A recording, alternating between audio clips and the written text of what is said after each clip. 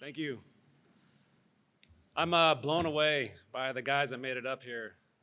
They're special to me, so I know they already did it, but can you guys stand up one more time and honor them?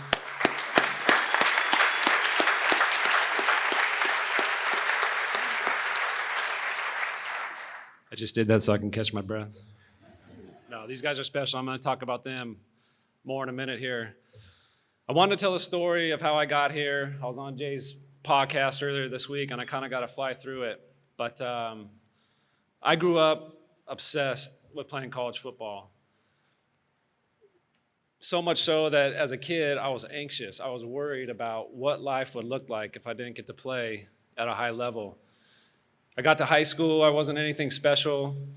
No one was recruiting me, never got a letter, never got a phone call. And after high school, every step of the way, I'm just trying to buy myself more time to develop. And I spent morning, noon, and night doing that because every step of the way, I wasn't good enough. I walked on at a Division II school in Texas, Abilene Christian, and quickly figured out that that wasn't what I'd always dreamt of. So I bounced back to a junior college near my home, Palomar Junior College, and quite honestly, it was a long shot for me to play there. They're a powerhouse, 3 national championships in the 90s, and if you could play there, you could write your own ticket, especially at quarterback. They had a lot of quarterbacks coming out of there. So my freshman year, I was a backup, played a little bit, splitting time with another guy for half the year, nothing special. And going into my sophomore year, 2 things happened.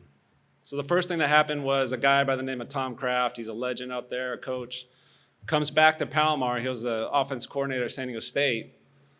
And I thought, this is it. I'm finally in a spot where if I can get this job and play for him, this could happen for me. The second thing that happened was my dad threw out his back, went to the doctor. The reason he threw out his back is because he had stage 4 cancer all throughout his body, all throughout his bones. And he was given weeks to live. He ends up living months, and he died right before the season, which you can imagine was pretty tough for me, for my family, and especially my mom. I'm going to talk about her in a second. Back to the football part, things didn't go that well. It's my sophomore year. It's my last chance. And Coach Kraft came in. He brought in 4 guys. I was number 4. And, that's what happens in football. Coaches bring in their own guys. And, I'm crushed. I couldn't transfer the way things were at the time. Long story short, by the end of the year, I got an opportunity. And I had this little window of hope. And that window was soon shut because, I played well at times, but I ended up getting benched. I ended up getting benched a few times in the same game. And needless to say, by the end, it was over. I knew college football. I knew what it took to get recruited, to get a scholarship, and there was no way I was getting one. And the hardest part was I finally felt like I was there. I finally felt like, man, I'm throwing the ball well. I've been coached. I know what I'm doing. And I wasn't going to get that chance. It was going to haunt me the rest of my life. I don't know. I was going to be Uncle Rico. So at one point, this is over winter break, I'm face down in my front yard. It was raining. I had my face in the dirt, in the grass, crying, begging God for a miracle, because that's what I needed. I made a highlight tape, did a bunch of research, sent it out to about 25 different schools that I thought maybe needed a quarterback. I took each tape in my hand, and I was like, God, please put this in somebody's hand that can see something in me. So sent it out, follow up. I get told no at every turn. My dream school, San Diego State at the time, I'm glad it didn't work out, didn't even want me as a walk-on. So got to kind of speed up here, but Abilene Christian, the school that I walked on at, offers me a half scholarship, which is way more than I deserved. Soon after that, a school, Hofstra, called me up, and the coach said, the only reason I looked at your tape is because it said Palomar College on it. He had coached a quarterback at another school who was a Heisman candidate a couple years earlier. That's the only reason he looked at the tape. He said, look, you can play. We don't need a quarterback. We got a superstar. And he ended up getting drafted really high, infamously before Tom Brady. But he said, we need a backup. And again, I'm just trying to buy time. Who knows what can happen once you get somewhere, right? And I'm thrilled. I take a trip back there. I come back, and the coach says, look, we got to use that scholarship on another position. So here I am crushed again, right? He said, but I ran into a coach from UMass. He said, they're not very good. He said they're going from running the ball to throwing the ball, and they have a new coach. They're going to need a quarterback. You should send them a tape, and you tell them we offered you a scholarship. So I did. This was at the end of a week. I sent a tape to UMass. I fly to Abilene because I had to be enrolled at the school by Wednesday at noon. I'm back there. I'm hiding out at a buddy's house telling the coaches, yeah, I'll be there, but I wanted to see about UMass. And call up Monday morning. They hadn't got the tape. Tuesday morning, I talked to Brian Christ, tight ends coach at the time, and he's like, okay, we'll keep an eye out. We haven't got the tape yet. Tuesday night, no tape. And at one point, Coach Chris told me, look, you probably just need to move on and take this half scholarship. I'd gotten a name for the person who signed for the tape here at UMass. And that same night, Tuesday night, I get a call from the Abilene coach. He says, what's going on? This is weird. Why aren't you here? I said, Coach, I've been here. I'm talking to another school because this was a long shot for this to happen, right? And he said, well, we'll give you a full scholarship. And I'm blown away. I'm thinking, I'm doing pretty well for myself at this point, right? I didn't deserve a half scholarship. I got a full scholarship. And I went to bed that night thinking that's it. And this is kind of where it gets good. Wednesday morning, I still had to see about UMass. I call up. Coach Chris says, we don't have the tape. Look, kid, just move on, kind of. And he just get me off his back. I said, Coach, I got a name of the person who signed for the tape. This is hours away from signing at Abilene. And he says, I begged him to go. I said, this is the person who signed for it. Can you go find him? Just get me off his back, I felt. He went and did that. He calls me back. He goes, look, the person who signed for that tape works at Boyden. He's a facilities guy.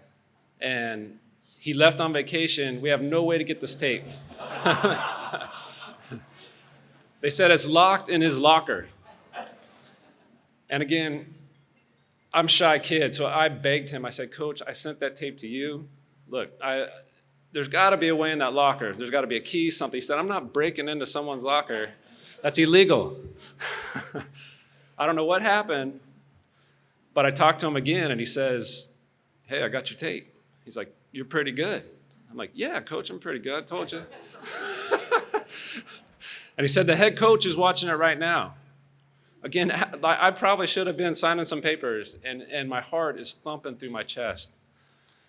Coach Whip calls me up, and he says, look, I like what I see, but I'm going to need to talk to your coach.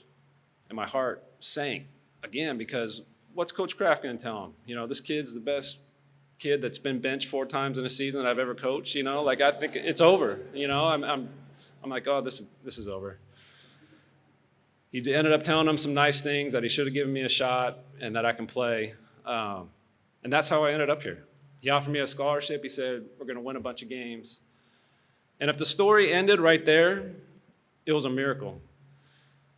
It would have been a dream come true to come here and play in a few games, win a few games. That would have been unbelievable to me. Obviously, it went better. The way we won games, our first season, even in '99, it was such a magical run. It's the only way I can explain it is it was an answer to prayer, and I was put here. I was put here to play for the right guys, the right coach, and it wasn't a coincidence that I ended up here. It wasn't a coincidence that I played for Coach Whipple. For me, Coach Whipple was the perfect fit. He said last year that he was harder on me than any other player, and that's what it took to have some success, and he was very hard on me. But his offense was a perfect offense for me, the perfect system, the perfect, he was play calling. It was the perfect fit, and I owe him so much for just taking a chance on me. And then these guys here that just stood up, it wasn't a coincidence that I played with these guys. That Hofstra coach told me that there wasn't any talent here. And you don't win a national championship without a lot of talent. There was a ton of talent here, a ton of talent in place. We had a few guys come in, myself and Adrian and Jimmy, but there was a ton of talent here.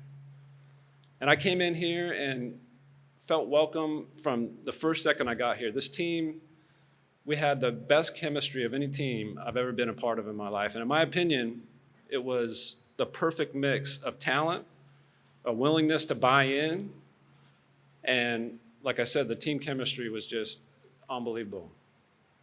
And then lastly, I wanted to talk about my mom. When my dad died, she went through hell. She'd go to work, she's a teacher, she'd come home, go to her room, and just cry for hours, and that happened for years. And this all happened right after that. So what I'm trying to say is that was her time. She got to come out to games. For her to see her kid and his dream come true in a way that no one could have predicted or saw coming, it was, at the very least, a distraction, but such a great time for her. And I can only imagine being in that position, seeing your child, something that he struggled for and it looked pretty bleak to have all this happen. What I'll end with is I never took 1 second here for granted. There wasn't a time that I swiped my card and got a free meal and didn't feel like a kid at Disneyland. It was every second here meant so much to me, so much so our last game we lost to Georgia Southern, the team that we beat the previous year in the national championship. And I remember running off the field, just trying to get to the locker room because I was about to explode. I got in the locker room, put a towel on my head. I was crying. I cried harder than I've ever cried in my life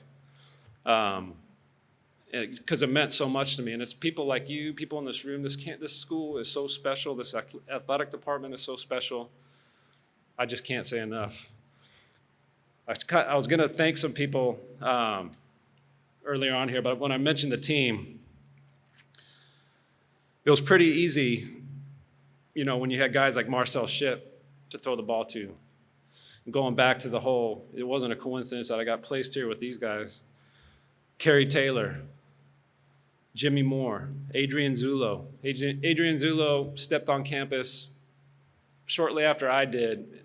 5'8", 100, is that right? 5'8", 130, 135 pounds. And I looked at him like there's no way he's going to get on the field. And he made me look like a superstar for 2 years. Sean Higgins, Pete Cariello's here. All these guys made me look good. On defense, Kari Samuel, Koliai. We had a lot of talent. And then I also, for sure, have to recognize my linemen. Big Mim Hill, Mike Wynn, Diati Haygood, Tyler Harlaback, Cliff, special guy. He helps so much with this program, keeps us all connected. Thank you, Cliff.